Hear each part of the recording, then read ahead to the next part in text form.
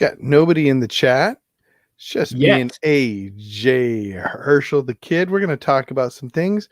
But first, let's hit that intro.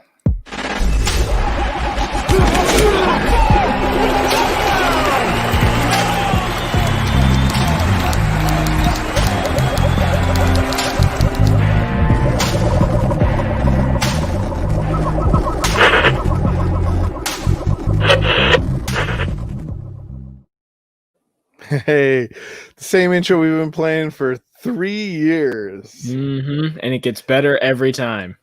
Yeah. Well, my name is Judah Buddha, and I am here with AJ Herschel, the kid, and the ultimate stud is on assignment and will not be joining. He might join us later, but I don't think we're going to go too late. Both of us are super tired tonight. Long days. OMG, it's them. What's up, Sam? Look it's Sam. Sam's here. Dude. Good to have Sam in the chat again. And we're going to be talking. There's been some news. But before we go to the news, what's your impression? Give me a couple sentences. What do you got left over from this weekend? Well, my annoyingness with Kenyon Drake continues to never end. But I went 5-2 this week, so that was really nice. I lost by 0.4 because of the stinking Rams defense, so that was annoying. And Robert Woods killed me. Should have started DJ Moore in my other one. But I've got 2 leagues where I'm 6-1 out of my 7, so nice. That's pretty nice right there. I'm setting myself up in a couple leagues, so looking to make a run at a couple championships. All right. How about you? How was your fantasy week? It was mixed. I won all my $100 leagues. Oh, that's good. But I lost all my others. And I lost some pretty important leagues. They weren't $100 leagues, but there was pride on the line. And we'll get to that. Sam says his team is sick, boys. 12-team PPR. He's got Mahomes, Adams, Galladay, Deontay Johnson, Anderson, Chubb, Jacobs, Edmonds, nice, and Ayuk. That looks a lot like one of my teams. It's not doing so well, though. Really? Mahomes has been okay. Adams has had 2 games that have been awesome. Yeah. Galladay has been mediocre. He's been consistent at least. He's probably mediocre for where everybody was taking him, but at least he's getting you a solid 14. Deontay Johnson's been aggravating, but he had a great week this week. Anderson's been great. Anderson's been Chubb was great until he got hurt. Yeah. Jacobs. I mean, he didn't have an offensive line last week. Can't really blame him for that. Yeah, it's not really. And Edmonds, I think, is going to be. Oh yeah, fire him up. Oh, and Ayuk too. I like Ayuk a lot. Yeah. Especially with Samuel's going down. Again. Yeah. Again. Well, coming out of that weekend, there was some huge disappointments. I mean, a huge disappointments. I think probably the biggest for me, I'd like to hear yours, but for me, the biggest disappointment was Dak, not Dak. Was Dez. No, not Dez. Andy Dalton. No, Andy Dalton got hurt. Yeah. No, it was, what is his name? Patriots quarterback. Cam. Yeah. Yeah, that 3-letter word, Cam.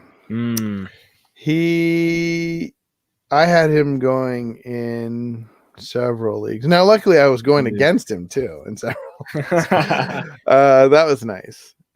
But yeah, he didn't get hurt. He had no excuse. He had his full offensive line. Yeah. He had his full complement of players on his team. He's got one of the best coaches in the world, and he looked terrible. Got benched. Yeah. It was pretty bad. Granted, one of the interceptions he threw wasn't his fault, but I mean, take that away, and what do you have? A 98-yard game and 2 other picks. It was an absolute mess. And there were and then there were the injuries. You mentioned Dalton. Sorry, it's not going to be. It's going to be a rough night for my speaking ability. Andy Dalton got a concussion. It wasn't like he was doing great before the concussion, but I felt like there was some garbage time coming to him. Well, I mean, if you're Dallas, though, I mean, you might as well take him out anyway. You're down 20 points to a team without a name, to the Washington football team. Now, granted, the Washington football team's given a lot of people, their defense has given a lot of people problems. I think they have like the number 3 defense against wide receivers, right? I think is it running backs? I know their front 7 is very stout. I thought their secondary was their weak point. Maybe I'm wrong about that, but yeah, very well could be. A couple others. You mentioned Woods. I mean, it was interesting. Though they did well, most of the Rams put up pitiful points. And another guy who most people were counting on, I definitely was, Kelsey, putting up. Did he have any points? Did he put up any points? He had like 3, if I remember correctly. Points. 3 or 4. Yeah, I think you're right. It was not. I mean, that just cannot abide that, man. That was frustrating. Were there any other big duds that you can remember that really hurt you? Well, obviously, like I said, Kenyon, Chris Carson getting injured in the second quarter sunk me in one league. That, or maybe it didn't sink me. That I think it sunk me in one league, and I got enough to win another league. Mike Davis kind of hurt. Granted, I probably should have thought, oh well, he's playing New Orleans, but still, that one was a tough pill to swallow. Chase Claypool, I know for a lot of people. That one's the big one. That's 0.1. Big old goose egg. Yeah. That was brutal. And it's going to, I think it's really going to make people think, is he any good when Deontay Johnson's in there?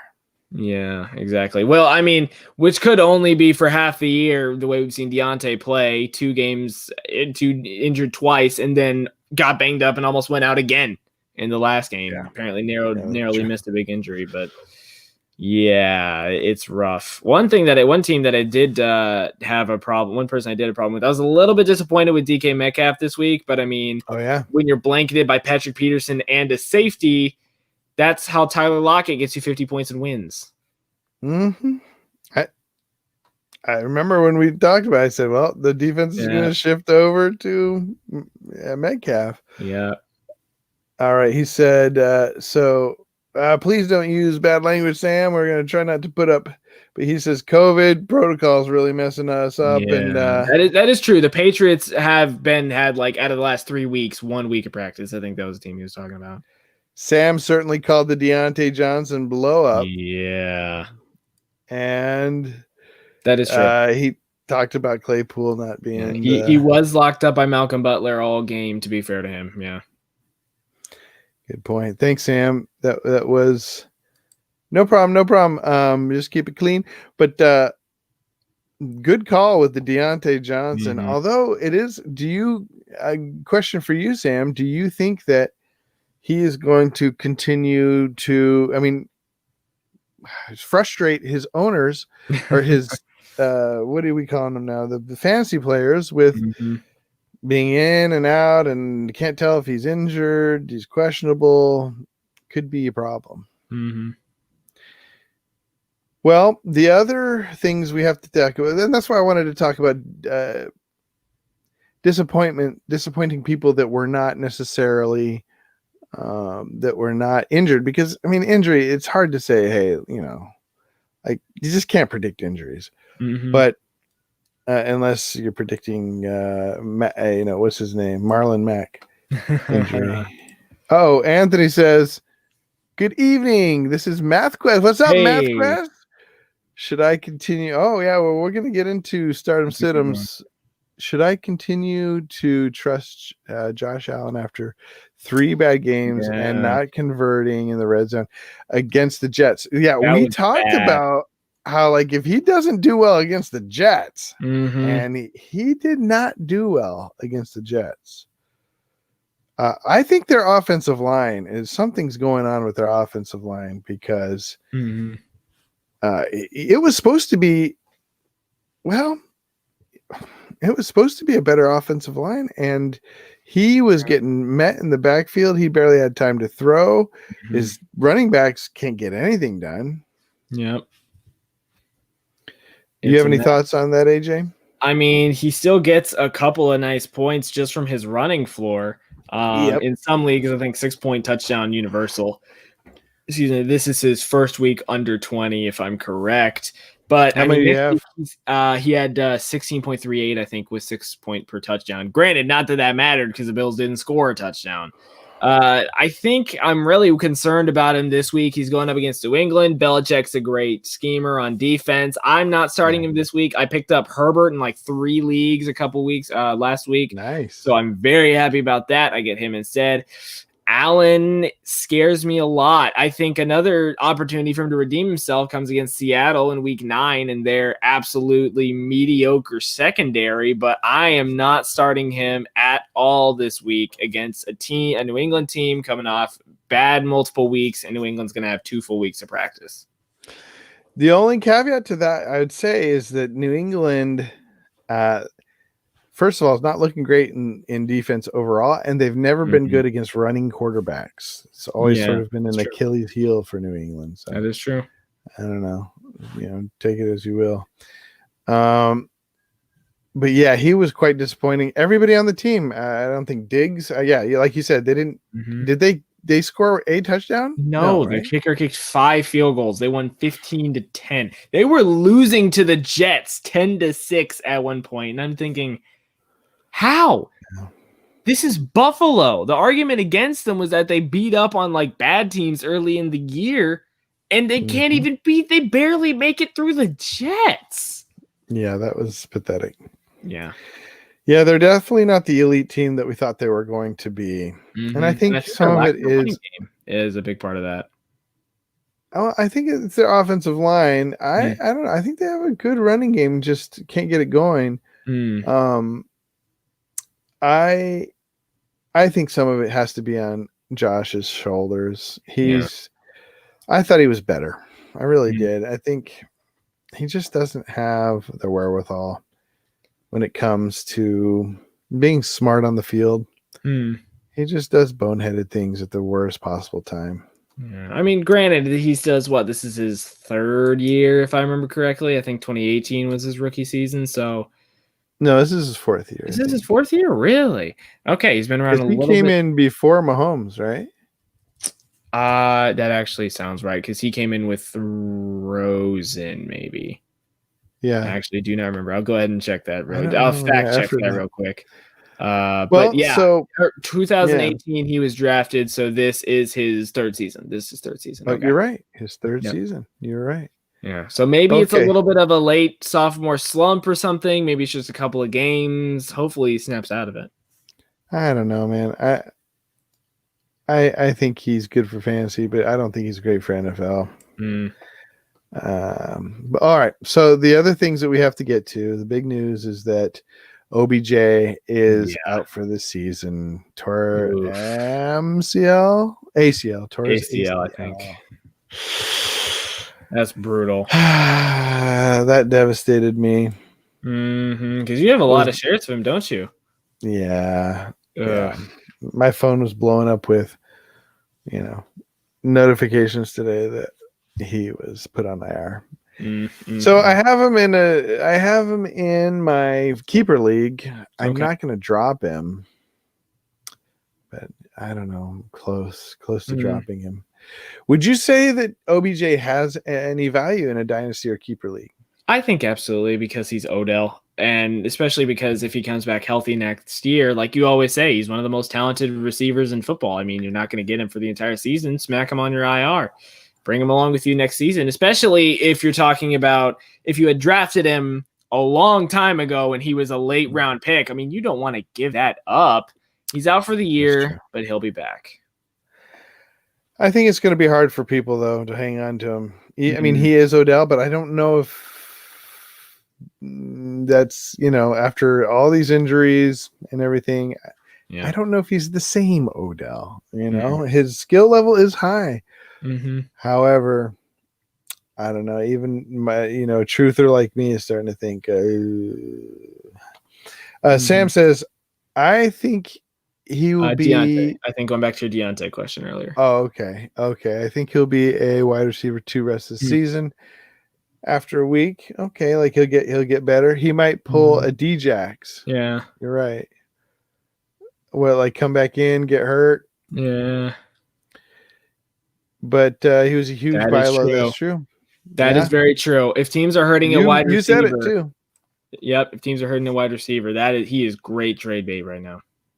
Especially because deadline, I think, for most leagues comes up in 2 weeks, 2.5 weeks, I think. November 14th, if I remember correctly. I think you're right. Yeah. Let's see. So what does this mean for fantasy without OBJ in there? Are you looking at what's his name? Higgins? Harrison Bryant? Or no, there was. See, that's the other thing that makes me worried because Baker hit 6 different targets, only threw the ball 22 times. And you're right. The guy's name is Rashard Higgins. He did great. He's probably going to be one of the big pickups this week, I'm expecting, but I don't know. Is that going to be week to week? Harrison's the one who caught the 2 touchdowns. Jarvis Landry is still Jarvis Landry, so he'll probably be the default number 1, quote unquote. We don't know if Austin Hooper comes back, how much he's going to take away. I think he's definitely worth a grab in 12-team and 10-team if you're hurting, but I'd be a little bit worried about his consistency because this is the first week without Odell. We don't know anything about the Browns wide receiving core right now to me. I think that's a really good that is a really good synopsis of it. I think if you have Landry, you're feeling pretty good about him, right? Yeah, I would hope so. Whoa, sorry, my chair just popped. But he hasn't looked great the whole season, but of course he has been contending with. But even after Odell went out, what did he end up getting? Not much, like 3 catches, I think. Yeah, I do worry. Jarvis Landry's always a second half year type guy where he gets, 300 yards the first 9 games and then catches 7 touchdowns in the last 4 games of the season. So I don't know. I don't know what to think about him, if I'm being honest. All right. Well, are there any other injuries or news to get to? We saw that your guy, CMC, will be coming back. Maybe soon. Like he came into practice with a red shirt, so it's like, everybody's like, oh, and then he took it off. Yeah. Put a regular shirt on. So some people are thinking he may have a chance to play this week. I doubt it.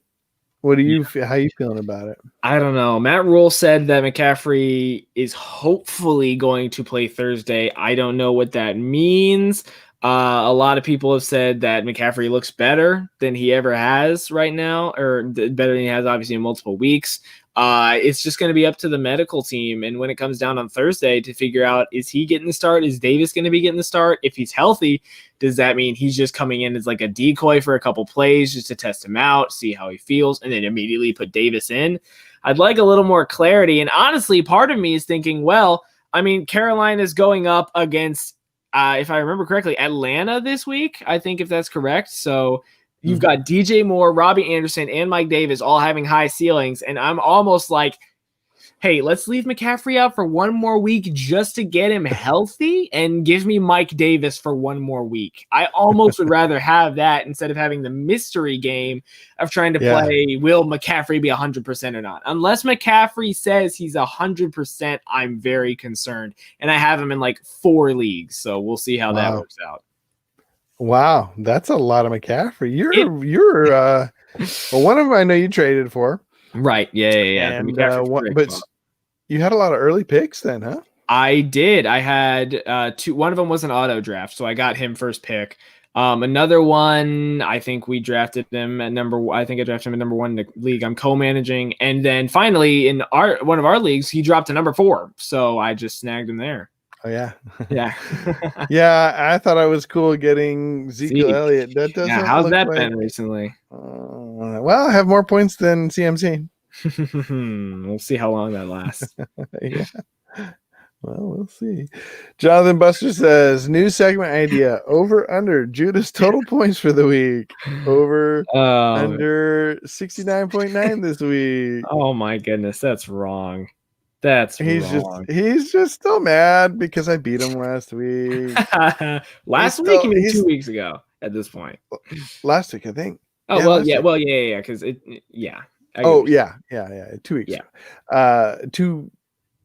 Two NFL Sundays ago. Right. And so then I'm I'm also gonna have to talk about the beatdown. Yes, Jonathan Buster brought up that I had less than 70 points, or maybe a little bit over, but no, you had 62.4. Oh, I had 64. Okay, that was against Thomas H, who put up like 150 or something. 155.42. Just annihilated me. I had nobody show up. I had OBJ got hurt. I had Gallup got a 0. Oh yeah, Gallup. Dalton went out. Yeah. Kelsey got 4. The list goes on. Yeah. Bad week. I came back on Monday to beat AJ because I had the Rams defense against his Bears. I don't want to talk about the Bears offensive line. Thank you very much. Drew Vano says, "What's good, fellas? What's good, bro?" Oh, I missed this by Sam. He said that, the deadline isn't too far. Hey, have a good night, guys. Thanks for tips as always. Thank you for joining us, Sam. Have a great night. So we got Drew saying I moved to 5-2. If you won this week, if you were 5-1, then I'm sorry, but hopefully, if I remember correctly, I think you said you were 4-2. So let's go. Oh, what? I'm just saying, if he moved to 5-2 with a loss, someone from 5-1 to 5-2, then that's bad. Oh, I don't know. I think I think he got the win this week. Yeah, I think so. And Jonathan Buster says, "I'll actually eat some crow, Judah. Cam Akers isn't a thing." Yeah, that's well. Rough. You know what though? You took a gamble on a rookie. You took a gamble on a couple rookies, and some of them did pan out. I think. So I mean, it's like. Hey, I just noticed I'm actually playing Jonathan Buster this week, and he has Mike Davis. So McCaffrey, whenever you want to get healthy, you're sitting right in my little IR spot right there. Okay, Fish in the house. Hey, what's up, Fish? I traded away Amari, Jonathan Taylor, and DJ Moore for Gronk and Josh Jacobs. My receiver depth is already insane with Adams, Adams, DK, AJ Brown, and Devontae Boyd and Crowder. But you got rid of DJ Moore, Jonathan Taylor. I think that but Gronk and Josh Jacobs, that's interesting. I do love Josh Jacobs, but as a Josh Jacobs owner, it's been up and down. Yeah, I mean, granted, last week he was playing without an offensive line. So we can't really expect much from him. He can be forgiven. But in general, he hasn't had very many blow-up games. He has had a couple. It's weird. His yards per average has not been great. He will run it 20 times and get 70 yards out of it. But he gets all the goal line carries. Derek Carr moves him down the field, and he finishes them off. So he's really getting the points from all the touchdowns he's getting. But yeah, I love that receiver depth. You got Devontae and DK, and AJ Brown is turning into an absolute stud, and Boyd is crazy. That's that's great wide receiver depth. Well, yeah, it's great yeah, wide receiver depth. The difficulty though for Tyler Boyd may start to fade a little bit with That's true. AJ Green coming on a little bit more, Mm. and Higgins. Higgins is Mhm. that the same? Yeah, Yeah. and AJ Brown is a little bit boomer bust though. He's been pretty consistent. Hmm. DK Metcalf, I think, is good. He just plays some difficult defenses. Mhm. He's got a difficult schedule. And of course, Devontae Adams is He's awesome Devontae. if he can stay healthy. Hmm. That would be great because when he's healthy, a slam dunk. Hmm. Okay, so Fish says also go Hey, Tarbs. someone noticed Are you a Maryland. big Tarbs fan? I am not necessarily a big Maryland Terps fan, but I've got family in Maryland, and I decided, hey, why not? I mean, unfortunately, they started off terribly. They lost to Northwestern bad, but hey, let's go Maryland. Why not? Why not? He says, "Lucky I missed out on McKinnon." Yeah. Would have seen it Who would have coming. seen that coming? Who would have? Yeah. Well, I kind of mentioned I don't like McKinnon, but I didn't know he was going to get a -1 or whatever. Oh, negative 0.1, negative 0.1, I think, which is crazy. How does Jeff Wilson Jr. get 3 touchdowns? Where did that come from? And then gets someone hurt. else get one too? Yeah. didn't In fact, someone we're else going to in the talk Niners? about him on the waiver wire. But Oh my let's goodness. see. Thomas H also says, "Thank you, Tyler Lockett." Yeah, blow it up. One of the people in one of my leagues was up by about 45 going into Sunday Night Football and said, you know what? I got this. He lost because of Tyler Lockett. Lockett blew up like nobody's business. I was watching the game too. There's some pretty. The announcers kept calling it like rainbow throws. Or no, Russell Wilson, man. watermelon throws or something. Whatever it is. It was weird. Yeah, his offensive line is great to give him that much time, though. Oh yeah. I think Josh Jacobs' problem has been horrible matchups. Yeah, he has had tough. And we noted that at the beginning of the year, we talked about how he's going to have a bad schedule. Sarah Riley, thanks for joining us. Hey, Sarah. She says, need to drop either Crowder, Fulgham, Jefferson, Gibson, or Jonnu for an RB. Hyde is on the waiver wire. Fournette, Bernard, or Justin Jackson. Who would you drop? I think that is tough. I think I probably would drop Jonnu, depending on. I mean, obviously, you're not going to drop him if he's your only tight end, but you wouldn't be. I don't think you'd be including him in this because you got to fill your tight end spot. I think I'd be okay dropping Jonnu. Really? As a backup tight end. You're saying otherwise. I think it depends on who your other tight end is. If it's a Jimmy Graham type guy who's a little more inconsistent, I might want to keep Jonnu because he gets consistent red zone targets at the very, very least. Oh, she's got Noah Fant. That's bad news today about Fant. Yeah, he's been banged up the entire year, or at least the last couple weeks, right? Well, and the rookie was doing so well, and that rookie, I think he went to school with Locke. So interesting. At Missouri. I may be mistaken. Okay, he's got like a long last name. I'm not sure. I will check on that real quick. Yeah, that's a tough decision. I think I'm with Fish on this one where he says if you're going to do it, trade Jonnu because he is a top 10 tight end right now. So you could actually get decent value for him if you see someone who's starting a Dalton Schultz or Eric Ebron. You could definitely get some pretty good value there. If I had to pick someone, I might be more inclined to go Jamison Crowder because, like you said, Judah, he's the one thing that the Jets have in their offense, so he's going to be covered even if he's getting targets, especially if this isn't PPR. If this is a non-PPR league, then I would definitely drop Jamison Crowder because he could get you 50 yards on 10 catches and it's going to do nothing for you.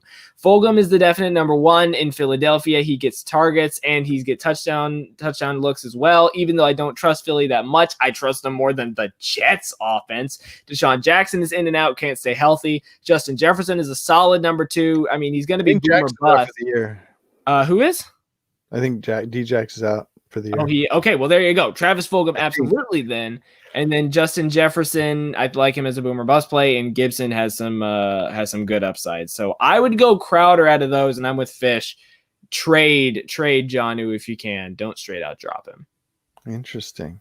And for running back, I'd probably go Fournette maybe if she's picking up a running back here. I'd probably go Fournette. Oh, who'd you pick up? Would you? That would be frustrating, man. Yeah. Because Hyde splitting time with Travis Homer. We don't know how. I mean, Carson's frustrating. They said he's week to week at this point, so I wouldn't go Hyde.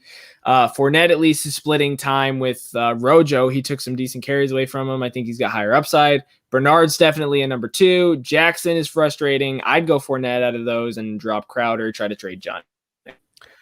I think Fournette is the most attractive option. I think if you just want some consistency and just depend on somebody, I think you can pretty much depend on Jackson. Because I don't think, I mean, then you got, that's tough. Bernard probably will still be good for this week. If you just need 1 week, That's true. That is true. But Fournette could help you in the long run. Got some good matchups coming up too. Let's see. So Drew Vano says, should I pick up Tevin? I got to pick up the energy here. I'm not feeling energy. I pick up Tevin Coleman, J.K. Dobbins, Carlos Hyde, or Jamal Williams. This is another tough one. Of course, I'm a huge J.K. truther. Yeah. But it's hard to tell what his role is going to be. Tevin Coleman, I went and picked him up and just put him on my IR. So if you just want to slide him into your IR and just wait and see, that might be the easiest thing to do because you can pick up other people on top of that. Whereas JK, Carlos, Jamal, they're all gonna. So Jamal will probably be the best to start no matter what happens with the lineup. He's getting a good portion of the snaps, whether or not Aaron Jones is playing or not. But it looks like Aaron Jones is going to play. Yeah, he should be back this week. I think he could have played last week. But they said he could have played, but they didn't want to play him when he wasn't at 100%. Well, they didn't need to. I mean, against Houston, they didn't need to. Yeah. All right. Out of those, by the way, I think I'd go Jamal easy out of those because I didn't get your take. It's all right. Gus is tech quote unquote number 1. Hyde, I don't know about Carson and Homer. Coleman, I don't like the 49ers backfield at all now. And Jamal Williams, at least he's the most solid handcuff. And even if Aaron Jones does go out, AJ Dillon's barely done anything in terms of snap count. So yes, I would go Jamal Williams here. What if Tevin Coleman is the back for the 49ers?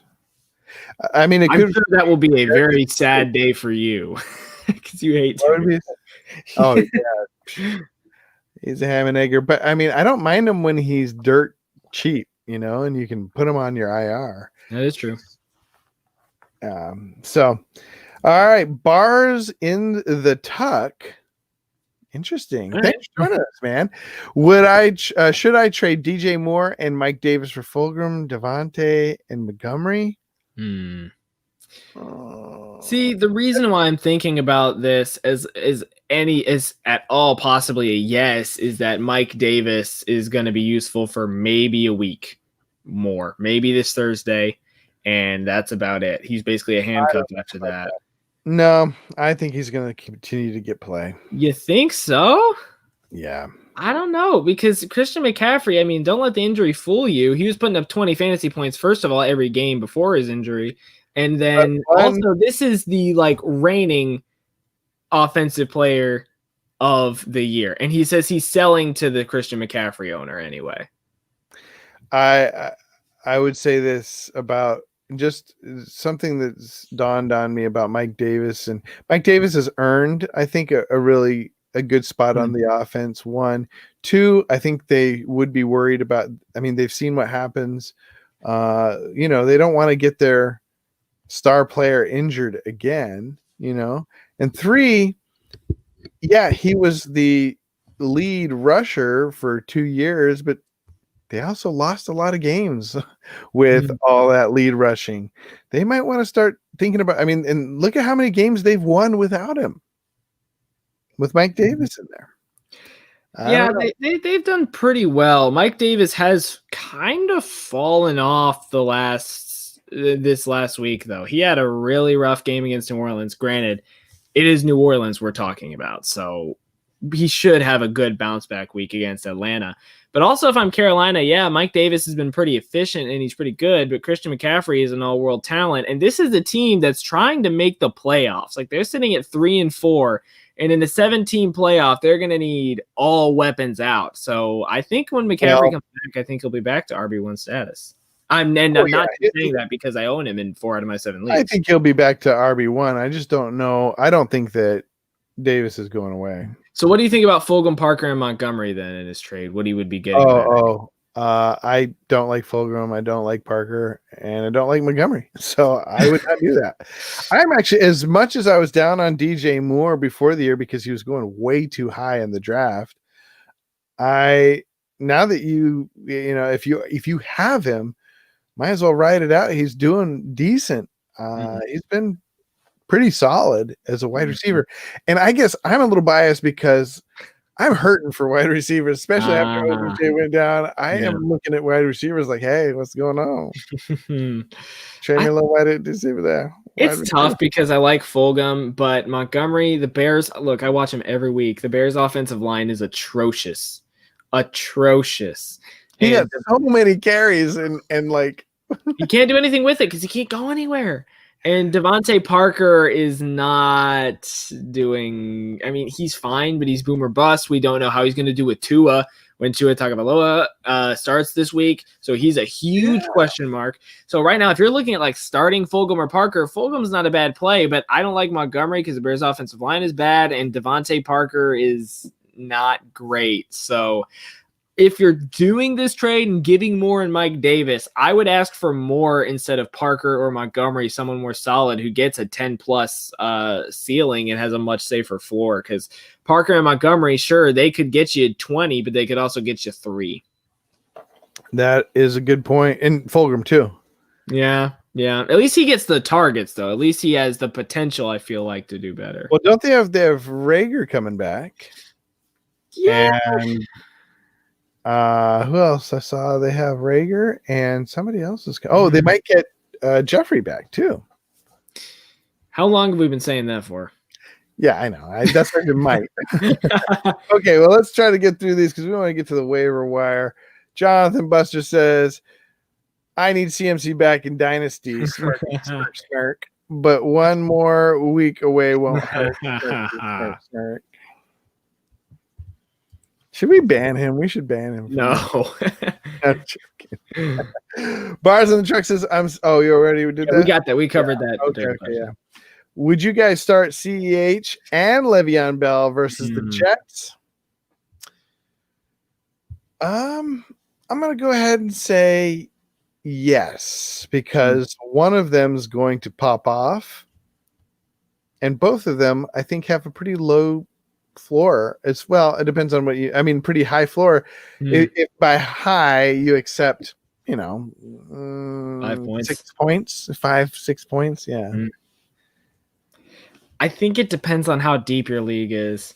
If it's a 10-team league and you've got a solid running back and a solid flex play, like a Galladay or something that's safer. And like I said, I'm a guy who likes safer players just in general. I'm not necessarily a guy who always chases points. CEH or Le'Veon could be great, but it's tough to wager because they didn't get many goal line carries simply because they weren't at the goal line that much. Their defense and special teams scored 2 touchdowns for them. So yeah, that game's hard to gauge as far as I would use that game to gauge. And this is PPR, by the way. Le'Veon didn't catch any passes. I know he is a pass catcher out of the backfield. The target split was 8-6 in terms of handoffs. I'm not confidently starting them both. I'll say that much. I think maybe see what happens during the week, see what the coaches end up saying, see if anybody gets banged up maybe in practice. CEH, I think, is still probably the safer play, but I mean, granted, they're against the Jets, so I don't know. I think it's interesting, but I don't know if I'm starting both of them just yet, even though it's the Jets. That's the thing that's enticing me the most about this. Yeah. I think they're going to wallop on the Jets. He says 10-man, Sanders is hurt, and I got Singletary. Okay, you might need to start CEH and Bell against the Jets then. Yeah. Yeah. That's rough. Is Singletary droppable at this point? I think in 10-team he probably is, unless the Bills get their backfield figured out. Josh Allen is their backfield and is trending towards becoming number one rusher on their team. They're playing New England this week, and I don't like that matchup for Singletary. But yeah, and his schedule doesn't get easier after that. He's got San Francisco and Pittsburgh and Denver later this year. So yeah, I look, I love Devin Singletary as a player. He did great last year, but not so much right now. Maybe trade him for one of these waiver wires about to talk about. Oh, Liam Wilson back in the chat. What's up? I think he's been here before. Do I play CMC on the off chance that they do start him this week? You will know by Saturday. Like you're not going to Thursday night football. Oh, Thursday night football. You will know by Thursday morning. I wouldn't. Would you? I've got him in 4 leagues. I'm depending on Christian McCaffrey to come back and come back soon. I think it depends on what they say Wednesday and Thursday. If this is an Aaron Jones or Sanders situation, maybe where they're not 100% by Thursday, I don't think I'm starting him because I don't know how much he's going to be in. If McCaffrey and the medical team says, look, he looks great in practice, he's 100%. Cleared to play, he's 100%, he's ready to go, I'm firing up McCaffrey everywhere. But other than that, I don't want to mess with that if he's not 100%. The Falcons, are they playing the Falcons? They're playing Atlanta, so he does have a good matchup this week.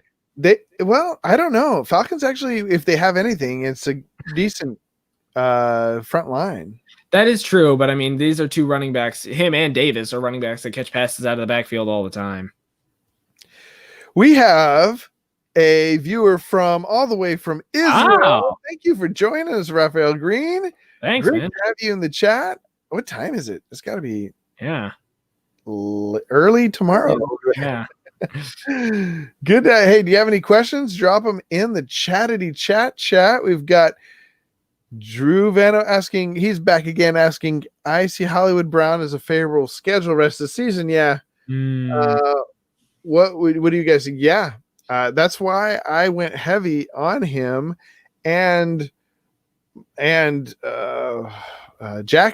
Lamar Jackson, because their schedule looks so great down the stretch. Of course, it's looked great all season though. Mm-hmm. The problem is that they just stomp people. Yeah. Or they have these like weird difficulties where I think maybe they're falling a little asleep. They're playing, such bad teams. Mm-hmm. Raphael says it's 347. What do you think, man? Have you looked at the schedule? Do you trust Hollywood Brown at this point? I mean, yeah, it is definitely a great schedule, quote unquote. I'm a little bit worried about the Pittsburgh games coming up. I really want to see what they do this week, first of all, against Pittsburgh to maybe get a better gauge for how things are going to be in Hines when comes week 12. Because as we all know, Pittsburgh versus Baltimore is notoriously 17-13 perpetually. Like, it's been that way for the last 2 decades. So, I mean, granted, this is a whole new look Ravens team. They'll kill you on defense and then let Lamar Jackson run all over you. Yeah. So I really don't. I like his schedule in theory, but they get New England, they get Tennessee. That's a tough defense. They get Cleveland. I think it's nice, but I'd like to see a little more consistency out of Hollywood Brown in the next few weeks. I do think the Dallas matchup should be really great, though. I think that's going to be really, really nice. But all the others, I'd like to see a little more consistency. Raphael Green says, actually, I'm just watching random YouTube videos. Well, awesome, dude. Glad you dropped by. I'm glad you found us. I don't know how you did, but I love I love Israel and love having you in the chat. So now I think it's been 44 minutes. Let's get to some waiver wire talk. What do you think? Let's do it. I'm all in. All right. Well, I've got a little something for that. Sleeper waiver wire. Snazzy. What's on the sleeper waiver wire? Okay, so have you looked at anybody that you're hoping to pick up? I have a few question marks and a few that I'm actually pretty excited about.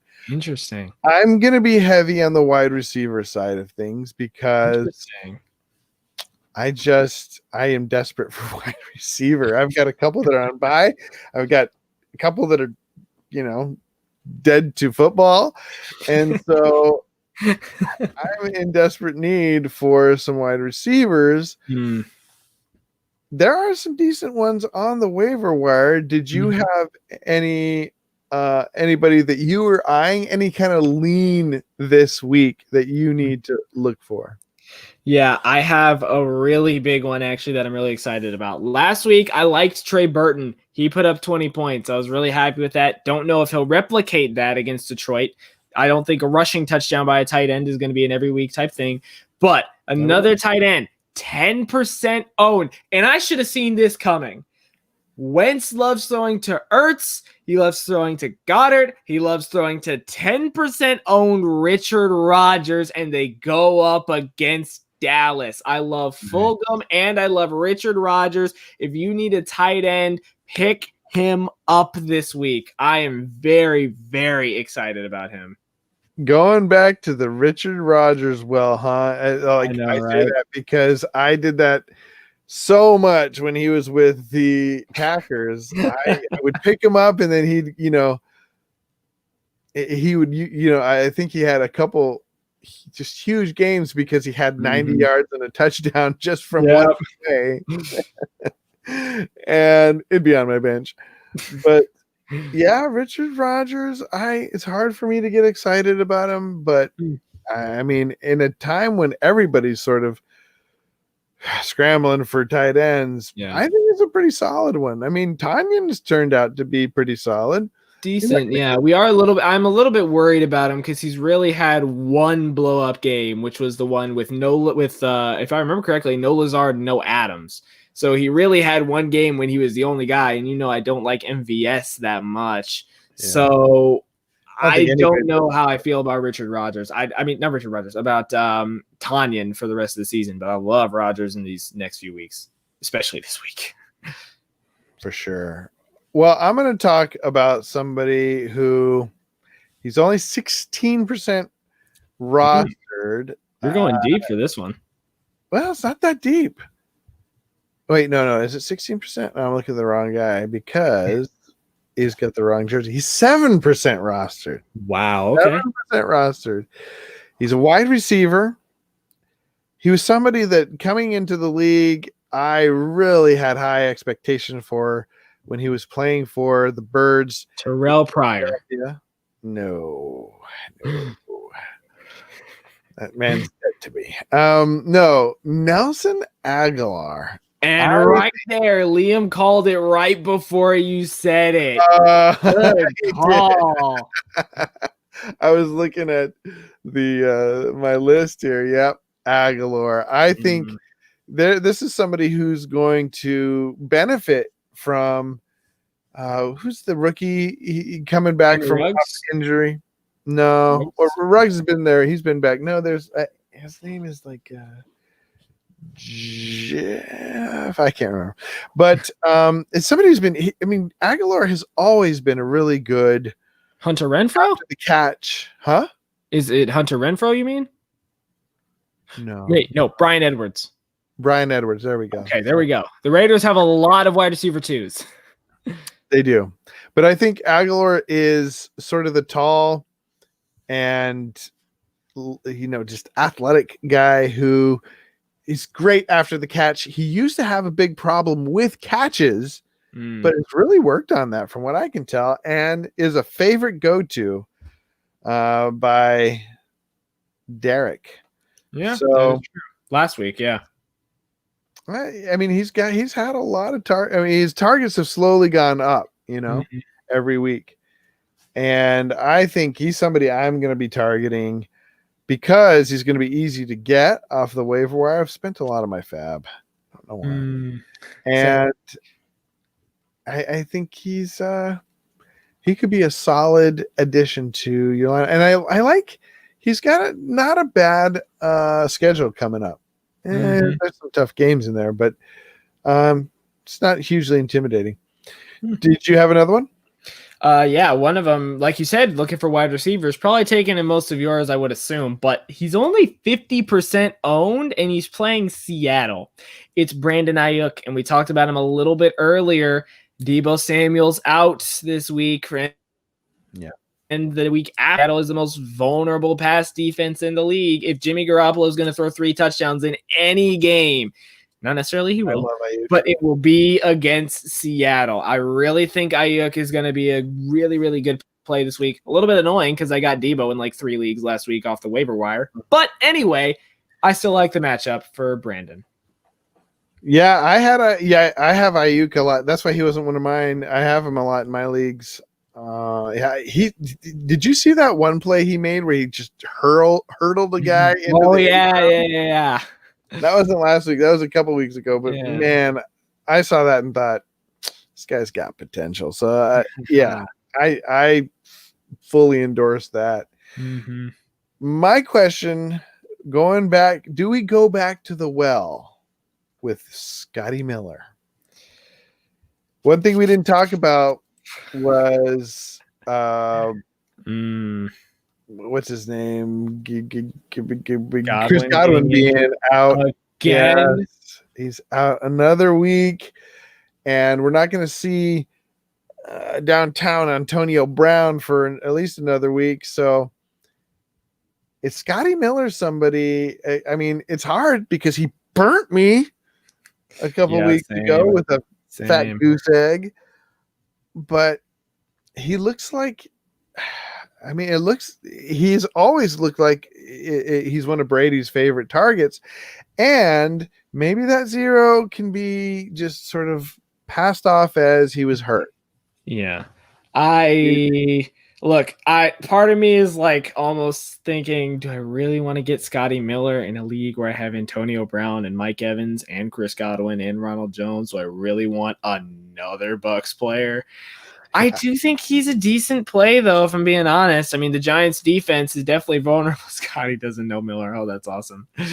I do think that he's a good play. I do think Mike Evans should have a good week this week. The weeks he's done well in and hasn't gotten 2 targets have all been the week Godwin's been out. So if Evans is going to do well, I think this is maybe one of the last weeks he does, because when Brown gets back, that'll be problematic for him. If Godwin gets back, that'll be problematic for him. But I think this week, Evans and probably Scotty Miller too should be nice plays against a decent Giants defense.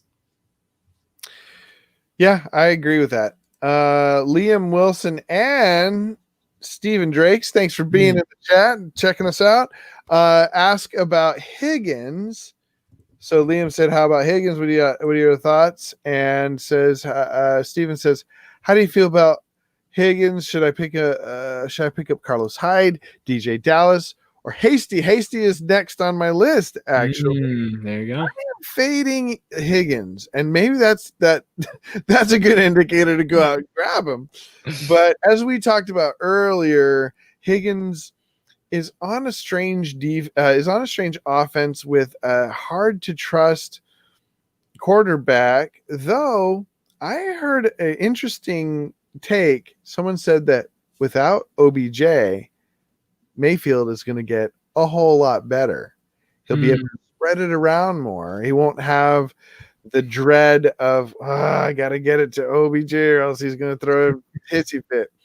So what do you think? Would that may make it so that Higgins has more opportunity? You're right. He's not, it's a run first offense where I always kind of, where's the ball going whenever Mayfield's throwing? Yeah. I think Higgins is worth a pickup. I think, especially in 12-team leagues, because there's, like you said, wide receiver. Wide receiver is a ghost town in a lot of places. I am a little bit worried about his volume. Yeah, I would feel a lot better if he had caught one of those touchdowns instead of Peoples-Jones or Harrison Bryant. He got one of those. I think he's a good pickup. 6 catches on 6 targets, so at least he can catch the football. Mayfield made some nice throws in the game against Cincinnati. Granted, it was against a mediocre Cincinnati secondary, but I think he's a decent pickup. I'm not starting him with the utmost confidence, let's say, but they're going up against a Vegas back line that has been torched before. Their secondary isn't exactly the best, so I like Higgins to a point. Yeah, I am glad you reminded me about Peoples-Jones. Peoples-Jones was great in college and came into the league with high expectations, right? I think so. I'm going to be honest. I did not know Donovan Peoples-Jones coming out of college. I did know he went to Michigan, if I'm correct. I think there's going to be a lot of mouths to feed, and I hate that term, but I followed up by saying with so little pass attempts, that's not a good combination. So I'm not too excited about Higgins. I'm not too excited about Peoples-Jones. I'm not really going out and trying to get them, but if you have a different take, leave it in the comment section. We want to hear it. We want to hear what your take is. This is about your team and your decision making. We're just giving you other ideas to think about. But love to hear what you think. Hey, Jose Perez in the house. Hello. Is that Locke? It looks like, yeah, that's Drew Lock. That's Drew Lock. Nice. Anthony says, with Raheem Mostert and Tevin Coleman on IR, Jeff Wilson expected to miss time. Does Hasty appear? Yes. So that's my next pickup. Running back Hasty had a huge game the week before last week, and they seem to really like him over there in the 49ers, and their play scheme is always good for multiple running backs, and especially shifty guys like Hasty. I liked what I saw with Hasty, and I hate Jerick McKinnon. So, and I definitely don't like Coleman. So I am actually targeting some Hasty when it comes to running backs. Interesting. I think it'd be a great pickup. I think it's good, and this is what and to Drake's too. I definitely like him over Hyde and DJ Dallas. I'll definitely say that.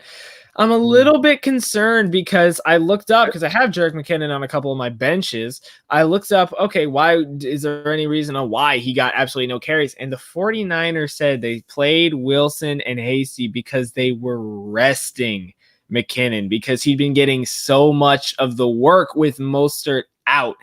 I don't know what to think about that. So I'm concerned, sure, about whether this was a one-game thing and this McKinnon's just going to go back to his normal workload in the next week. I think Hasty is a decent pickup, especially since a lot of running backs, are gone from the waiver wire too, and the best you can get out there is Zach Moss and Cordero Patterson. But I think he's all right. I'm cautiously optimistic about James Hasty. I'm pretty excited about him. I'm going to pick him up at this point. We're just looking for the home stretch, and they've already had their bye, right? No, but they have a late bye. I think. I think you're right about that. Like week 11 or 12 or something. I missed that other part about Stephen Drake saying pick up Carlos Hyde, DJ Dallas. So you're not high on DJ Dallas, huh? I just really don't want to mess with Seattle's backfield with Carson out. I'm going to be honest. They split the carries between Hyde got the most work. Travis Homer, I think is his name, if I'm correct. Yeah. He's been getting vulturing 3 carries a week the entire season, and Dallas is lucky to get 1 or 2 a week. So I mean, out of those, I take see what the kid's got, Yeah, I don't. I feel like this. I think the Seattle backfield without Carson is going to be a committee, and I don't like touching committees. Well, good luck, because most of them are committees out there today. Name one team that's not a committee. Carolina, Chicago, That's Green two. Bay. I just asked for one. Actually, no, Green Bay is a committee. Dylan hadn't really played, max of 2 carries basically per game until Aaron Jones got injured. Yeah, you're right. Okay. So Jose, thanks for joining us. He says, I think Justin Herbert is going to do great. Do we think Justin Herbert's going to do great? Do we think on that Denver defense that sacked Mahomes a lot? Good question. Yeah, go ahead. It was kind of a strange game. People said that they weren't going to fade anybody from that game because of the weather, but the weather did affect their play. I don't care what people say. Ice and snow, cold hands does affect people's play. It was cool to watch, though, to be fair. Yeah. It's like, Chiefs on ice. But, yeah. I think Herbert's going to do well. And the reason why I think that is because what's the last team he played against that had a great front seven? Tampa. And look what he did to them. Granted, he had a not great second half, but what else did he do? Torch him for nearly 300 yards and 3 touchdowns. Denver's got a great front seven, to be sure. The Chiefs also, keep in mind, the Chiefs have offensive line problems. They lost Kalichi Osmele for, I can't remember if it was a couple weeks or this season, and he's one of the rocks on their offensive line. So they had replacements going in there.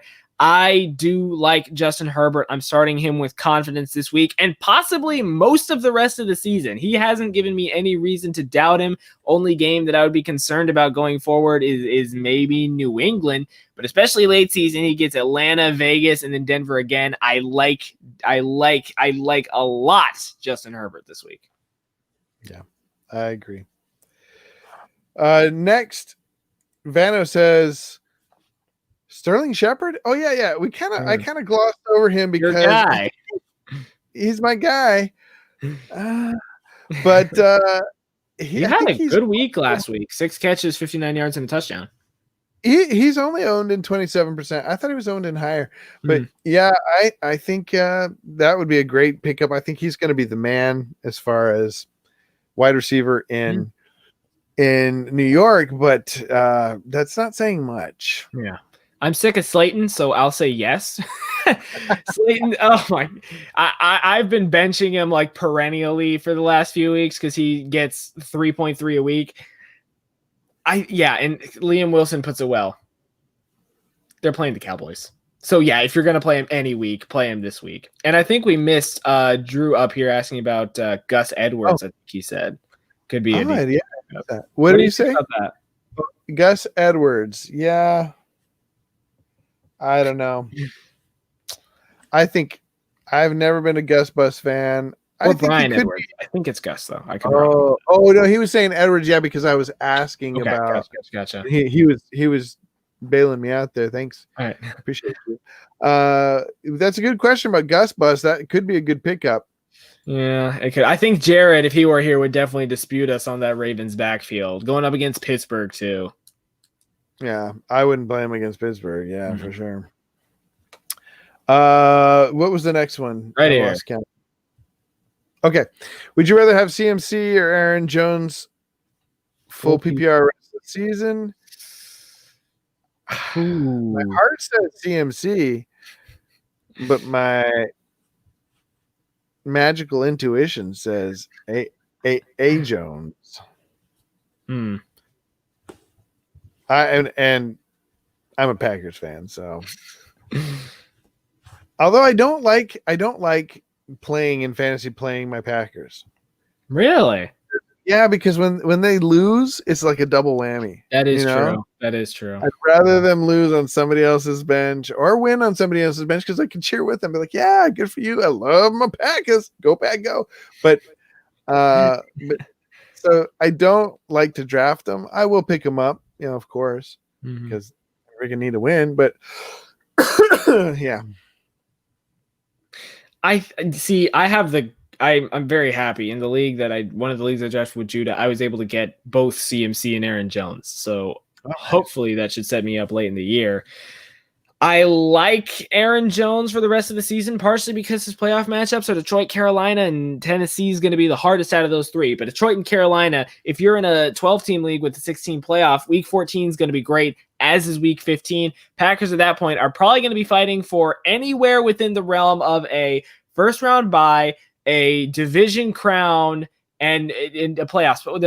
They're going to lock up a playoff spot. So division crown or a first round bye. So they're going to be playing their hearts out the rest of the season. So I do like Aaron Jones, but the same thing goes for Christian McCaffrey. The only thing with him is that he has some tougher matchups. He gets Tampa, Washington, and Denver in 3 out of his last 7. And one of those is also a bye week. So he's still Christian McCaffrey. He's still going to be great. Like, that's not going to change.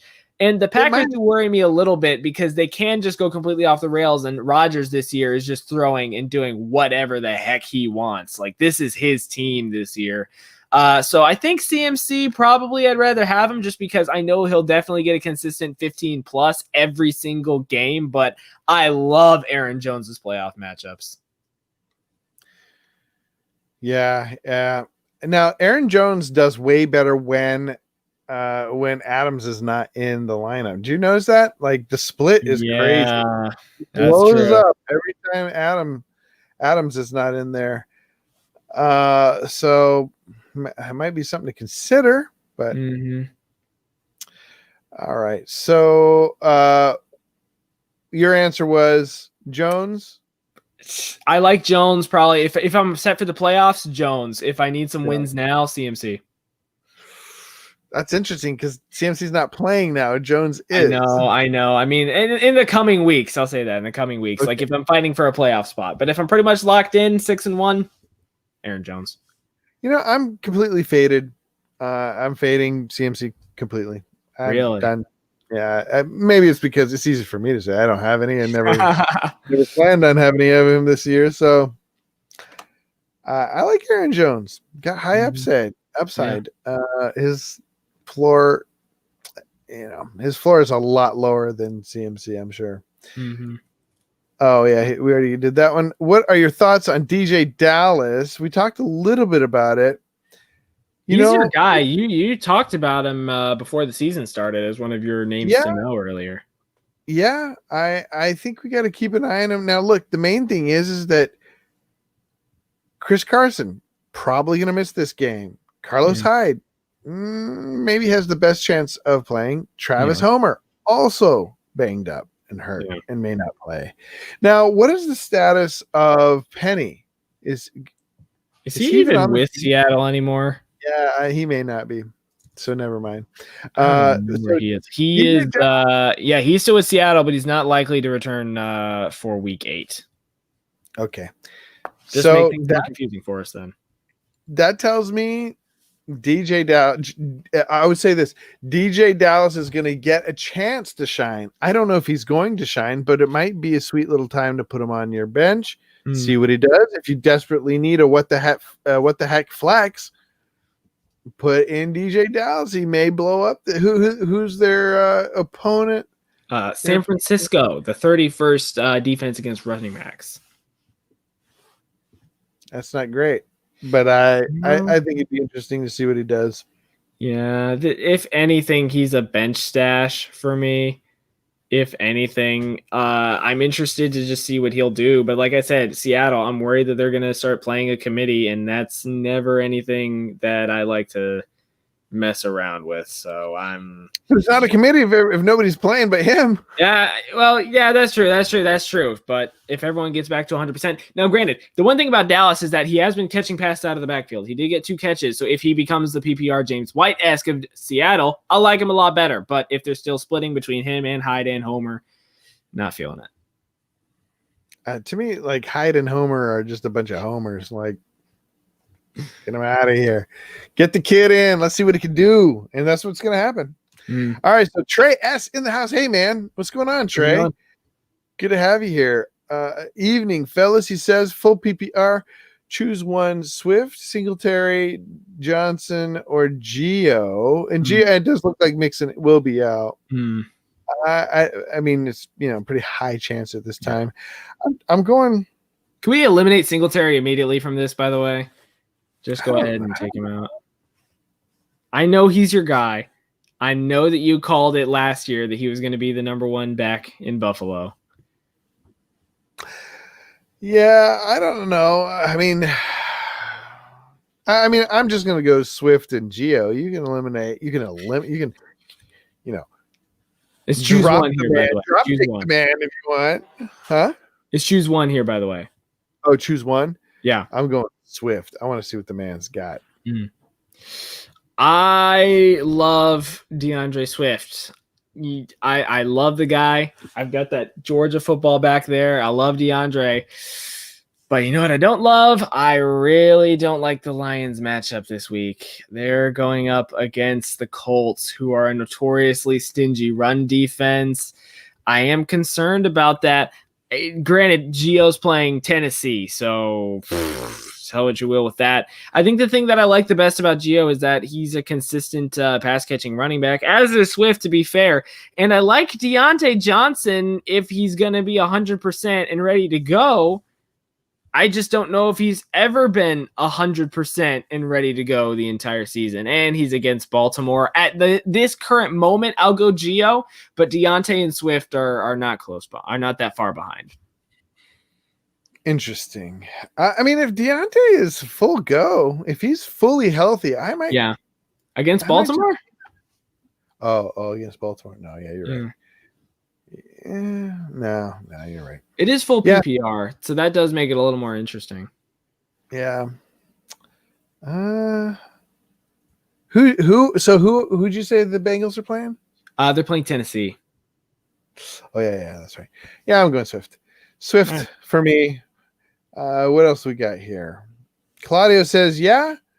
Nice. I have Jones now, and I'm set for the playoffs. Nice. All right, good.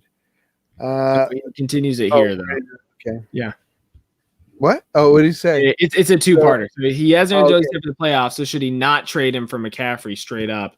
Weeks 14 to 16 playoffs, his running backs are Mixon, Taylor, and Montgomery. Should I not trade him for CMC? I mean, it's not a bad gamble having CMC for the playoffs. Yeah. And who does he get in his playoffs? He gets Denver, Green Bay, who's currently giving up the most points to running backs, and then Washington. Denver's a tough one. Yeah. Yeah, but he's CMC. If he comes back and he's just regular CMC, now the gamble is he doesn't come back full. You know, they changed something in the lineup. They changed something in this is a new coaching staff. They might look at him differently. But yeah, I mean, I'm fading CMC, so stick with A Jones. What about you think? Like I said, I like Aaron Jones for the rest of the season. He's got great playoff matchups. I do think that right now he's definitely the safer play. Like I said, he's definitely a safer safer player to have over CMC. You don't even know if he's going to be back. I don't know if I trade him straight up for CMC, but granted, I'm not a guy who makes a lot of trades in general, but he is a 20-point monster. And the last time he played, not even a full game, he put up 2 touchdowns against Tampa. So if anyone can break through bad defenses, it's Christian McCaffrey. So if you want to take the risk, you can. I probably wouldn't, but it could work out well for you. Oh wait, we missed one right here. Since Claudio's the two-parter. All right. The two-parter. Breakout game for Bell, and I'm really feeling DK Metcalf this week. Who's better in your opinion? So what's the question here? Justin Herbert or Joe Burrow? I like Justin Herbert. I just love watching him play. Mm-hmm. Yeah. Which you hated him coming into the season. I know. You've got a complete 180. I was that that gets. Can I play? Judah he's crow. I was completely wrong on Justin Herbert. Yeah. He's developed at a rapid pace. What's that? He's developed at an incredibly rapid pace. You know, I have a theory on why he's good. Because coming in, I heard some good criticism saying that he was aloof, didn't really love the game, you know. But you know who really loves the game? Carson Wentz. And sometimes you can get too heady. You know, you can get too in your head about football. And I think just somebody he's not dumb. He doesn't have the thing that worries me about Josh. What's his name? Josh. Why am I blanking on his name? Huh? Josh Allen? Yeah, Josh Allen. He doesn't have that, like, I don't know, let's go type thing that he has some cerebral moments, you know, but I don't know. He's just aloof enough and tall enough where he dominates. Big guy. It's kind of nice to watch. What was the question? Herbert or Burrow? Who's better? Herbert. But what was the thing about he's thinking that Bell's going to break out? I kind of agree. Interesting. I tend to agree. DK Metcalf could have a huge game too because everyone's going to be covering Lockett now. Whack-a-mole. So yeah, I go Herbert. What do you think, man? I like Herbert, like I said, for the rest of the year for fantasy. I think this week he's going to have a good week. I like Burrow for sure, but he's going up against a Tennessee team that's a lot tougher than Cleveland is against the pass, in my opinion, even if they say they're number 9. I think they just had a bad game against the Pittsburgh team, and look what happened in the second half. Yeah, Big Ben kind of forgot how to throw a complete pass in the second half, but it's still Tennessee helped lock up on Pittsburgh's pass on their passing game. So I think Herbert and Burrow are both really good players, if that was the question that he was intending. I think they're both really, really good. It's hard to see in early stages of development, especially with Burrow playing behind a sieve of an offensive line that lets 50 people hit him per game. But for fantasy, I like Herbert a little bit better. I also do like his division more, I should say, because Burrow has to go up against Pittsburgh and Baltimore, and I'd much rather take Herbert against Denver and Vegas, the Vegas Raiders. I agree. Everything you said, 100%, except nice. I pronounce it Civ, but whatever. Yeah, same difference. Potatoes. McSweet says, McSweet123 says, do I trade? Huh? I just said, what's up to McSweet? Oh, yeah. Is it MC Sweet? Maybe it's MC Sweet. I don't know. Anyways, do I trade Lamar Jackson, CeeDee Lamb, and Mike Davis for Russell Wilson? No. No, I wouldn't do that at all. I need a no button where it's like, no, I see your trepidation about CeeDee Lamb, and Mike Davis, but I don't see a huge upgrade here. You're just clearing out your bench, I guess. That's a good thing, but at the very worst, if you just lost all hope with Lamar Jackson, then yeah, I guess you could do it. But we all know that Russell tends to taper off at the end of the year. And Jackson tends to sort of start. If you look at his schedule, I think he's going to start not tapering off. Because the cool thing about his schedule coming up immediately is he has difficult teams. He's playing teams that might beat them.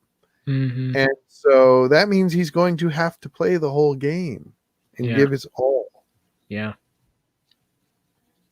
I would stick with Lamar. Yeah, I would too.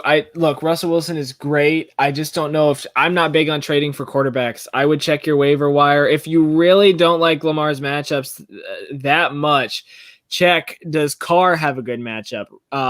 Bridgewater have a good matchup? If Herbert's still out there, get him now. I love him for the rest of the season.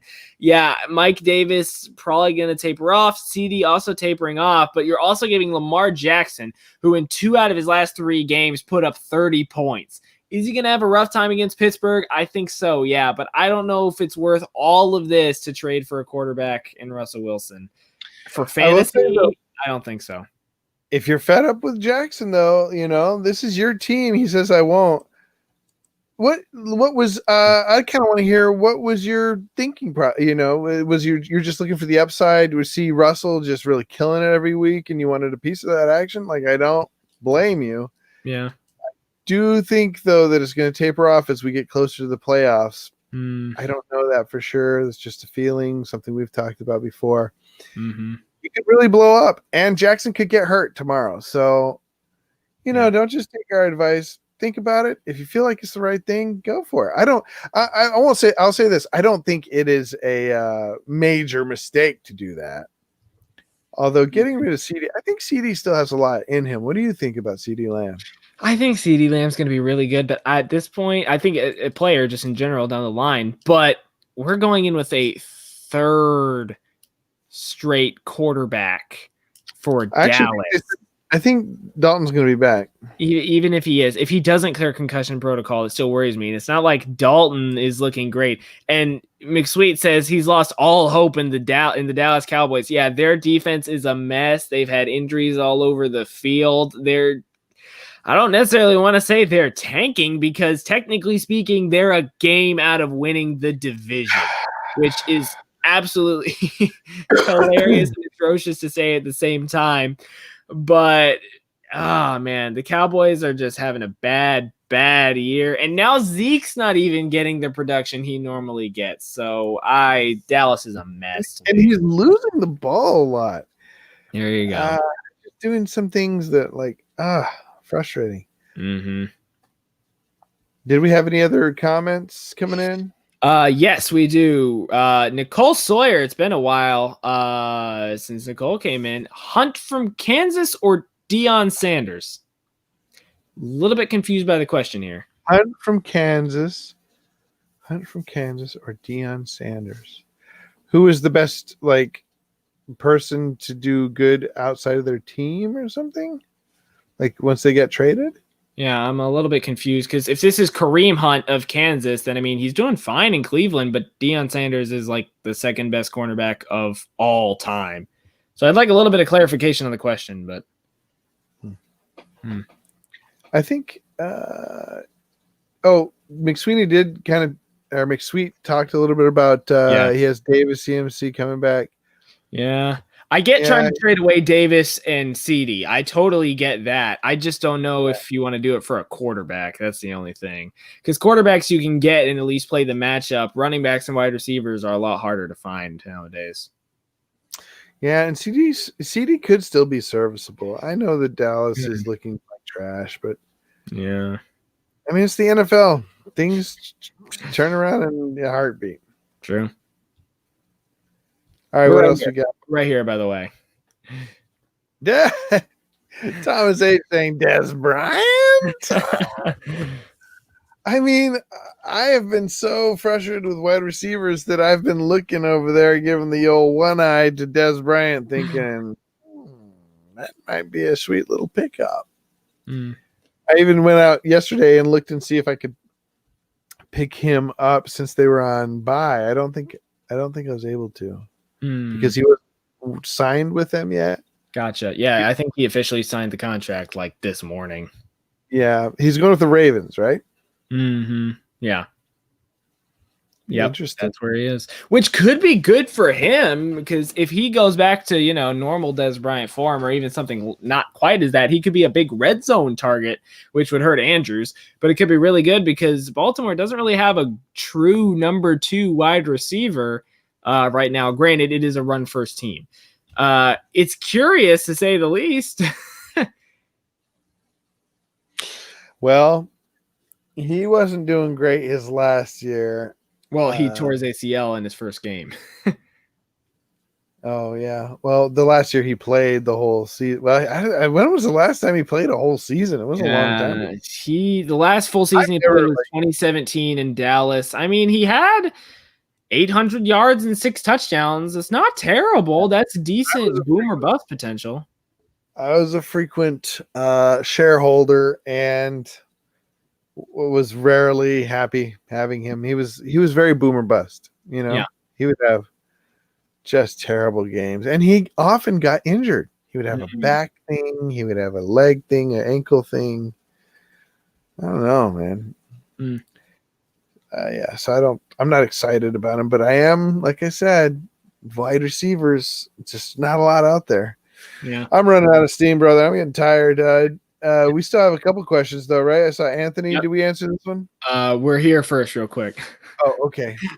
All right, Liam. I'm sorry I yelled at you. Yeah. The Patriots were terrible. I don't know if Edelman's washed or if Cam is washed or if the Patriots are just right, or if it's just the whole team. In terms of Edelman being startable, no. Which is sad because he was one of my big late round pickups this year, but no, he's not startable. Yes, you were very Did he get a big goose egg? What'd you say? He got a goose egg 0. I think he put up like 3, if I remember correctly. Or, no, my bad, 1.8. So in 4 straight games, not including a bye week, he's put up 3.2, 5, 3.32, and 1.8, and that I believe is half point PPR. Yeah, I'd kick him to the curb. Of course, as soon as we say that, he's going to blow up. Yeah. Do you think the Patriots can just turn it around?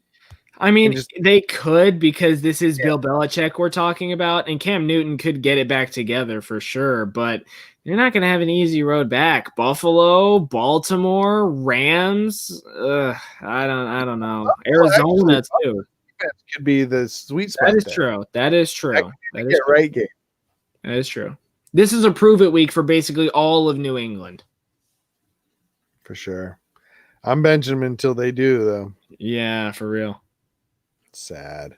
Mm-hmm. All right, what do we got next? Right here. Okay. How worried are you guys about Ezekiel Elliott? I'm pretty worried. It's you. I'm not liking what I'm seeing. I'm worried about that whole Cowboys offense, but like I said, it's the NFL. Things can turn around. You never know. Yeah, if anything's going to turn around in Dallas, I think I'm with Anthony MathQuest on this one. Volume alone will lead to better days. This is still Zeke. They're probably going to run the ball more. I agree with him. I think eventually Zeke will get himself back on track. Now, the passing game, I don't know what's going to happen there, but I do think Zeke is going to get back to at least a safer floor in the next few weeks. Let's hope. His floor is pretty low at this point, though. Yeah, that is true. That is true. Like, has he busted past 10 in a while? I do not. I actually don't have him anywhere, believe it or not. Let me see what he's got recently. So recently he's put up, so he went 26, 20, 15, rounding here, 16.5, 23, 8, 5.6. So he's had 2 bad weeks, one of which was against Arizona, and he had 2 fumbles. Fluke game. And then this week against a tough Washington front 7 where just all of Dallas just could not perform. And granted, his schedule does not get easier. He gets Pittsburgh, Washington again, Baltimore, San Francisco. So he's going to have a rough road the rest of the season. But I think he'll be okay. He'll get a safer floor. I'm full panic. Oh wait, I wanted to say. We're right. Oh yeah. Oh yeah. Go ahead. Liam's out of here. I just want to say bye to Liam. Thanks later, man. He says, again, catch you guys next time. See you Saturday. We'll be here Saturday morning. All right, where were we? Right here, right? Right here. Yep. All right, so his starters are Lamar Jackson, Mike Davis, Zeke, Boyd, nice, David Moore. He does have some good wide receivers, but I think we talked about that. Mm-hmm. Oh, and the Ravens defense. That might be your best player right there. Ravens defense has been amazing. That is true. That is true. You were laughing at me for spending $3 on the defense in an auction league. No, I was yelling at you because you stole them from me. I do. I'm gonna be honest. And he's saying, "Do I need anyone here?" I think honestly. Start Gurley, first of all, over CD at this point, easily, I think. Zeke is Zeke. He should be okay. Mike Davis is playing Atlanta, and Gurley is starting to get a more consistent volume. Brian Hill is fading into irrelevancy. So I do think that Gurley is pretty good for you. Jonnu is a decent play. Drake getting injured, yeah, that really stinks. I'm not going to lie. I would say if you need anyone, check to see if Chase Edmonds is out there. He's still not owned in 40% of leagues, and he was already getting carries before Kenyon got injured. So I would go check for him. Boston Scott may be out there too. It doesn't look. Yeah, it does look like he may need a. Well, no, he's got pretty good. Yeah, that's true. I guess. Oh, and when he says David Moore, I'm assuming it's a DJ, not David Moore from Seattle. I could be wrong about that though. No, I think it may be Seattle. Maybe, yeah. Okay, so I think so. Yeah, maybe grab a wide receiver. Even honestly, even if John Brown's healthy or Cole Beasley, if Cole Beasley's out there, go ahead and snag him up. He'd be a really, really nice pickup. I think he's been getting 10 points consistently. I think over the last 3 weeks, we said Brandon Ayuk. He's a really nice wide receiver this week. He's playing against Seattle. You was it Nelson Aguilar this week, right? Yes, I do. And Jared had been on top of the old Beasley. He's been picking up Beasley everywhere and telling people to pick him up. It's a good call. Got low floor. Josh Allen loves peppering him with little, short stuff, and he's a scrambly little guy too. He's kind of like my little woodchuck in that way. And it is DJ Moore from the Panthers as a clarification here. Oh, so, yeah. I might rather have DJ Moore than. Is his first name David? I do not know, actually. I will check on that. Because David Moore, I mean, there is a decent player on the Denniston Moore Jr. Huh?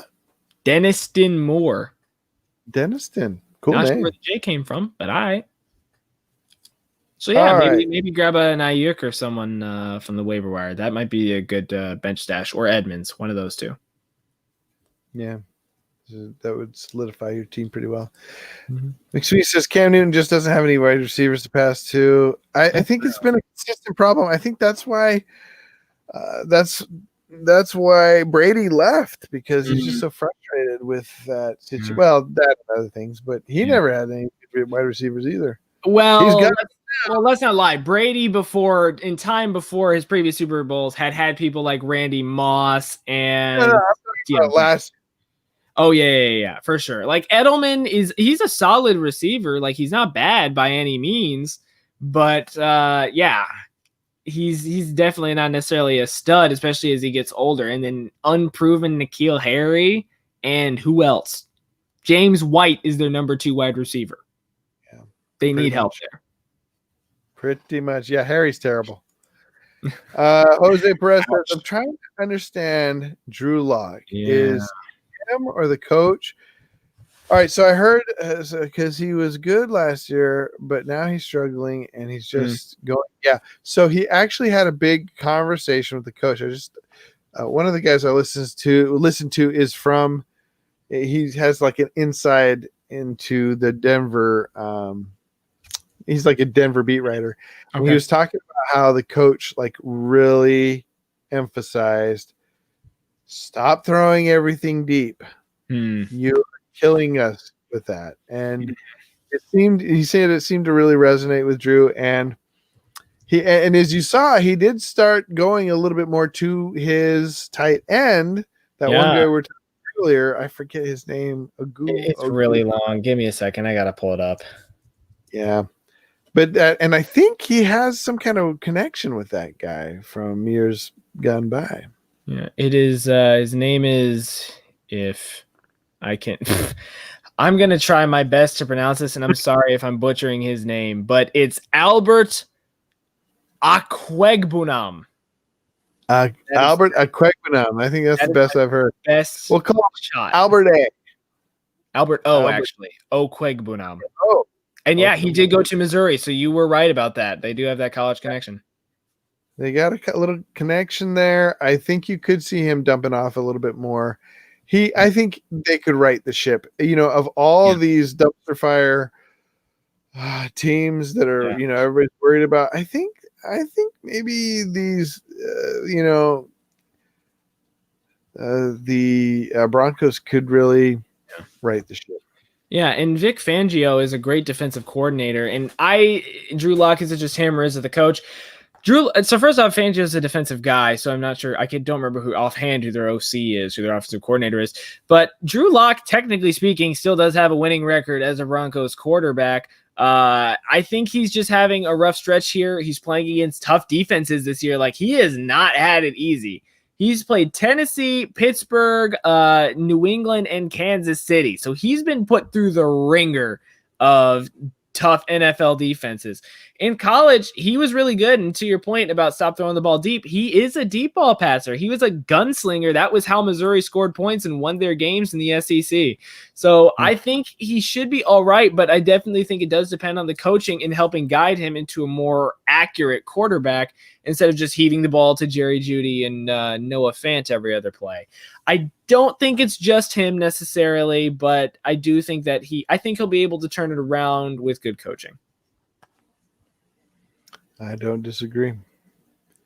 I think that's really good analysis. Thanks. When you talk about him going deep, Mm-hmm. who do you picture? So Jeudy, do you think Jeudy could be the recipient of? Yeah, I think that maybe one of the problems is he's going deep to who? Jeudy, and that's about it. Like Hamler's been in and out, Fant's been in and out, Sutton's gone. So his wide receiver, to be fair to him, his receiving core has been decimated too. Yeah. I think that's the key right there. I'm trying to understand Drew Lock. Well, losing Sutton was a huge blow because Sutton was great for those long athletic catches. He's kind of a Galladay, type player. Big athletic catches. So, yeah, I think that really hurt him. Mm-hmm. All right. We got a couple more, then we're going to have to go. I'm tired. All right. Yeah, right here. So McSweet says his bench is Cam, Landry, Keelan Cole, I don't remember what his name is. James White and Justin Tucker. Any trades for him to make back to his team? Or I'm not sure which one is his bench, whether it's Landry and Cole and these guys, or if it's Woods and Gurley, or if this is a different bench here. Yeah, I don't know if this is a different team, but I don't know. I think, Keelan Cole's going to be coming on now that what's his name? Chark is banged up again. Chark is banged up, but the other guy's out for the rest of the season. Was the it other wide receiver? What's his? Laviska? No. Conley? No. Didi? A lot of wide receivers, huh? Didi Westbrook is out for the year. But you're right, they have a lot of wide receivers. I forgot about that. Yeah. Any trades for him to make? I don't know. I think James White could be a good chip-in player. He's got decent PPR value. Wentz is the second team, and Landry is the second team's bench here. Okay. I don't know. I think you're going to be able to play Landry. Now, he has a bye, doesn't he, coming up? Or did they already have the bye? It's not this week, if I'm correct. They don't have a bye, but I do think he has one coming up soon. I think he plays this week and then he's got a bye, but I can't remember. Yeah, the Browns have a week by week 9. You called it there. Okay, so I mean, that's going to be interesting if he doesn't blow up this week. Yeah, this week is a prove it week for him. Yeah, I don't know. I think it really just depends on who you've got on your offense. How good are your running backs? It's going to be really important down the stretch. You can use James White as a chip-in player. Like I said, Ayuk's pretty good this week. I think that, trades are really difficult to make late in the season because everyone's pretty much got their team set. But, I think maybe a third wide receiver or I'm trying to think of a running back. Maybe a Kareem Hunt type guy you can maybe get a trade for. Maybe get a solid guy there. Yeah, because people might be getting a little edgy about Chubb coming back, and like maybe they're thinking, I need to consolidate my team. Melvin Gordon could also be someone you could trade for. Some people are still iffy on him. I mean, he's back to starting running back role, but he doesn't have the best schedule, but he's got actually a decent schedule coming up. I'm wrong about that. But I mean, he's got decent upside to say the least, because he's half the Broncos offense right now. Yeah. All right. Well, can we did get a little talk. Yeah, Drew, you're absolutely right. That's what and he's missing Fant too. Yep. Yeah. Very true. Well, unless you've got anything, I am ready to hit the sack. I'm tired. You look tired. I think I'm pretty much good. Herbert's out in 25% of leagues. Go get him. Like Who? I said, Justin Herbert, still available in 23% of leagues. If he's there, go get him. Did you get any Gallman? Do you have any interest in Gallman? I'm interested. I'd like to see the severity of Devontae Freeman's ankle, but they're playing Tampa this week. So no, I don't want Gallman this week at all. This is the team that held Alvin Kamara to like 3 points, or 30 yards rushing. So yeah, not Gallman. I'm sorry. I agree. All right. What about we didn't talk at all about QBs. Who would you stream QB? I'm looking at Teddy Bridgewater. I think would be a great stream. I think maybe Dano mentioned. H2O. Oh yeah, Teddy H2O. There you go. Yeah, exactly. And maybe if you're feeling clever, Baker Mayfield, if he does become a better QB because OBJ is out. Mm-hmm. And then you might Tua might come in and take the league by storm. Could be true. And McSweet right here, by the way, this is the last thing, his second team. Here's his starting lineup. So Wentz, Henry, Jones, Crowder, DK, Waller, Robbie Anderson, Daniel Carlson, Cardinals defense, and then the bench we've seen before. That's actually not a bad team. Henry and Jones is a great 1-2 punch. I mean, if anything, maybe a second. I would say if anything you'd like to trade for here, Robbie, you can probably put as your second wide receiver. And if this is PPR, Crowder's fine. That's actually not a bad lineup. I like that. Yeah. I mean, if anything, maybe if there's anybody you could probably trade for, maybe try to get if Antonio Brown's out there, you could take a shot on him on your bench. Maybe a Deontay Johnson type guy, maybe try to get someone maybe a little more solid as your third wide receiver. Terry McLaurin's going pretty high recently. Maybe a Will Fuller or Brandon Cooks. Maybe they've been pretty consistent in terms of targets, but I like your starting lineup. Yeah, I always say dance with the one that brung you, man. These guys got you to where you are. What's your win total? Yeah, that's true. I mean, with Henry, Henry and Jones could have helped him get a couple, especially Jones and DK. That combo's so. Oh yeah, I bet he's 4-2. Is that where we're at? Yeah, that's where we're at this point. 5-2, 4-2. 5-2. Yeah. I think he's 5-2. That's a solid team. 6-1. Yeah, that's a solid team, man. Dance with the ones that brung you, man. Dance with the ones that brung you. If you really want to, dance with the ones that brung you. Yeah. All right. I'm tired. I keep repeating dance with the ones that brung you, and that's how you know how tired I am. So we're gonna head out. Thank you for hey, take care, Drew. We'll see you on the waiver wire tonight. Hope you guys do well. Mm-hmm. I'm gonna go out and get some hasty. All right. I thought I was gonna be able to go to bed. I got 16 leagues to do waiver wire for. We'll see you guys. We'll see you guys later this week on Saturday. McSweets has subbed. Let's go. Thanks, man. Nice. Thanks, brother. Big time. All right. Well, we'll see you Saturday. Where hopefully it'll be morning. I'll be a lot less tired. It's been a long day. Yeah. And have good luck on the waiver wire. Yep. See you guys later.